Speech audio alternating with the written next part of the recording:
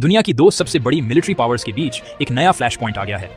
Russia ने north Atlantic में एक रशियन फ्लैग्ड ऑयल टैंकर को सीज करने के लिए यूनाइटेड स्टेट्स की कड़ी आलोचना की है। इस कदम को खुली डकैती से कम नहीं बताया है।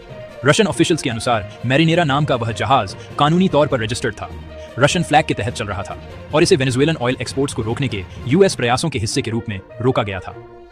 मॉस्को के ट्रांसपोर्ट मिनिस्ट्री का कहना है कि किसी भी देश को दूसरे देश के जुरिस्डिक्शन के तहत रजिस्टर्ड जहाजों के खिलाफ बल प्रयोग करने का अधिकार नहीं है, खासकर इंटरनेशनल वाटर्स में।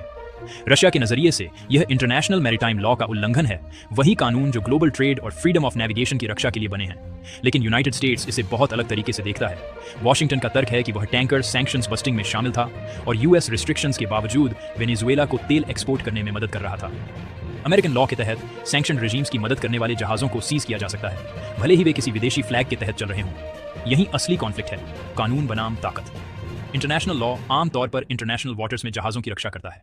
यूएस सैंक्शंस हालांकि यूनिलैटरल हैं, यूनाइटेड नेशंस द्वारा अप्रूव नहीं किए गए हैं। इसलिए रशिया इसे पायरेसी कह रहा है, क्योंकि उसके नजरिए से यूएस अपने डोमेस्टिक लॉज को बाकी दुनिया पर थोप रहा है।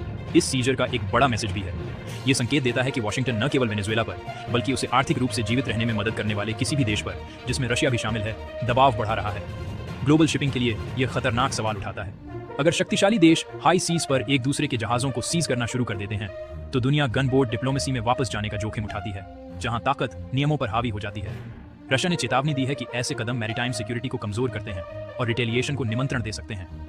यह घटना शायद युद्ध शुरू न करे, लेकिन यह अविश्वास को गहरा करती है, गठबंधनों को मजबूत करती है और ग्लोबल एनर्जी ट्रेड को खुले टकराव के एक कदम और करीब लाती है। आज की जियोपॉलिटिक्स में एक ऑयल टैंकर भी हथियार बन सकता है।